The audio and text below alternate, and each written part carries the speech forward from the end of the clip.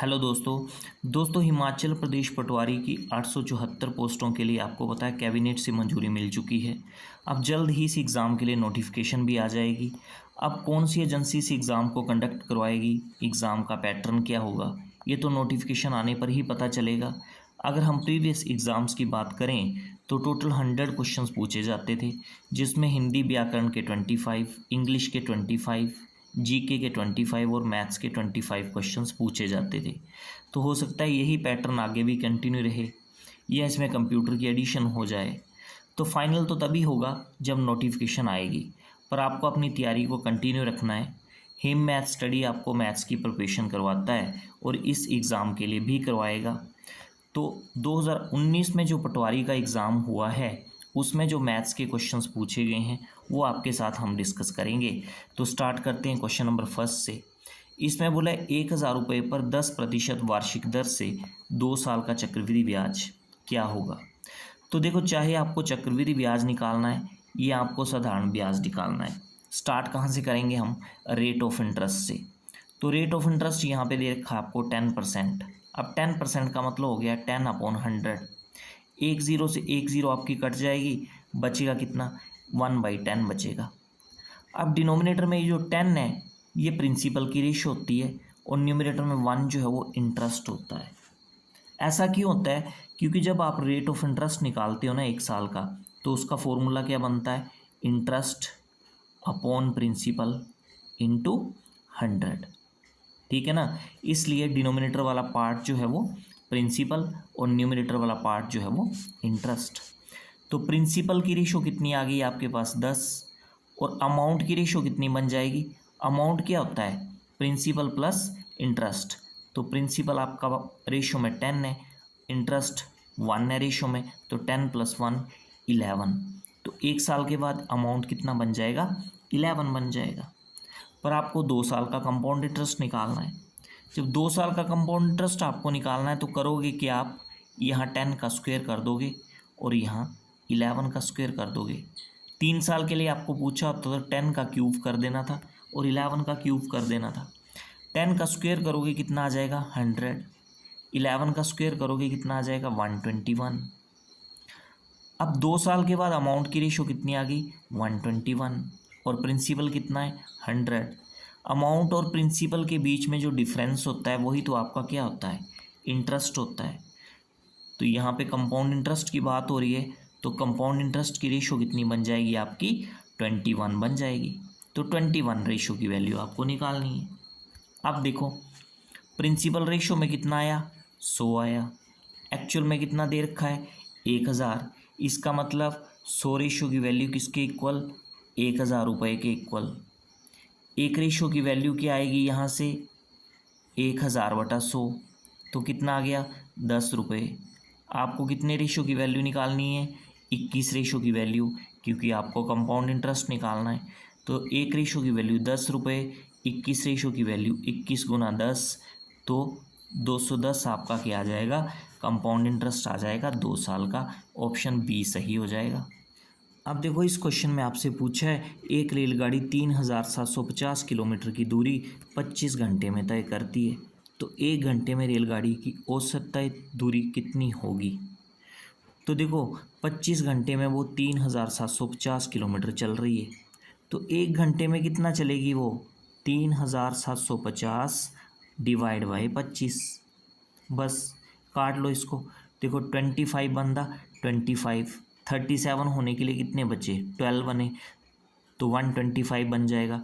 25 5 the 125, और साथ में ये वाली ज़ीरो लग जाएगी, तो 150 किलोमीटर। ऑप्शन सी सही हो जाएगा।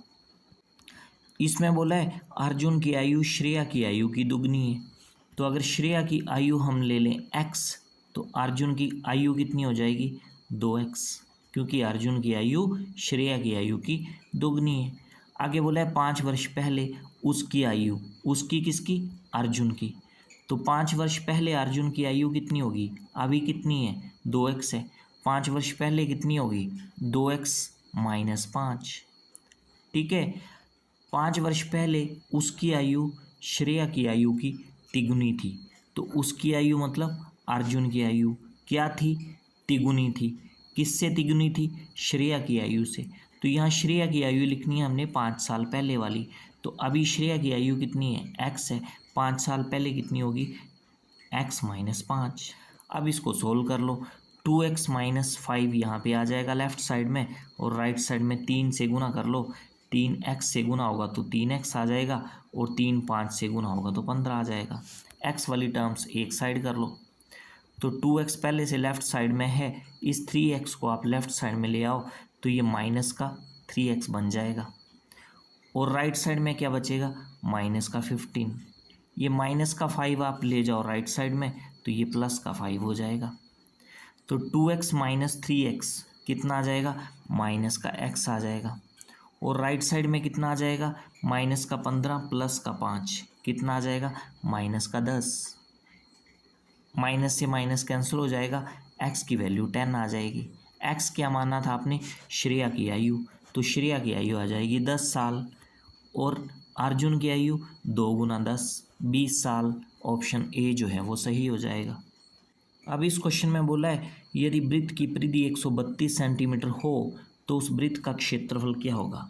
अब देखो सर्कमफ्रेंसिस ऑफ सर्कल आपको कितना दे रखा है? 132 सेंटीमीटर। अब वृत्त की परिधि या सर्कल ऑफ सर्कमफ्रेंसिस क्या फॉर्मूला होता है? 2πr। और ये 2πr किसके इक्वल दे रखा आपको? 132 सेंटीमीटर के इक्वल। आपको निकालना क्या है? वृत्त का क्षेत्रफल। तो वृत्त का क्षेत्रफल क्या फॉर्मूला होता है? πr²। r क्या है यहाँ पे? सर्कल का रेडियस।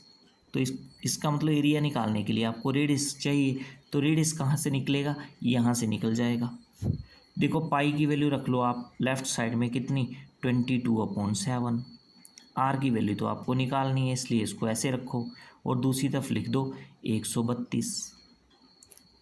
ठीक है, डायरेक्ट भी काट सकते हो आप। देखो 22 से 132 कट जाएगा, 6 आ जाएगा, और 2 से ये 6 भी कटेगा तो 3 आ जाएगा, और 7 जो है वो क्रॉस मल्टीप्लाई होगा 3 के साथ, तो 7 3 दा 21। तो रेडियस कितना आ गया? 21 सेंटीमीटर आ जाएगा। तो अब आप क्षेत्रफल निकाल सकते हो वृत्त का। तो वृत्त का क्षेत्रफल क्या फॉर्मूला होता है? πr²। पाई की वैल्यू 22/7 इंटू रेडियस हमने निकाल लिया 21, 2 बार आ जाएगा 21। ये 7 3 दा 21। 21 को 3 से मल्टीप्लाई करोगे कितना आ जाएगा? 63, और 63 को 22 से मल्टीप्लाई कर लो तो कितना आ जाएगा ये? तो ये आ जाएगा आपका मल्टीप्लाई करके देख लो, 6 आ गया, 8 आ गया, 3 आ गया और 1 आ गया, 1386 स्क्वायर सेंटीमीटर। तो ऑप्शन ए जो है वो सही हो जाएगा। अब देखो आपको कंफ्यूज करने के लिए यहाँ ऑप्शन बी में उसने 1386 ही लिखा हुआ है, पर यूनिट क्या दिए हैं? सेंटीमीटर।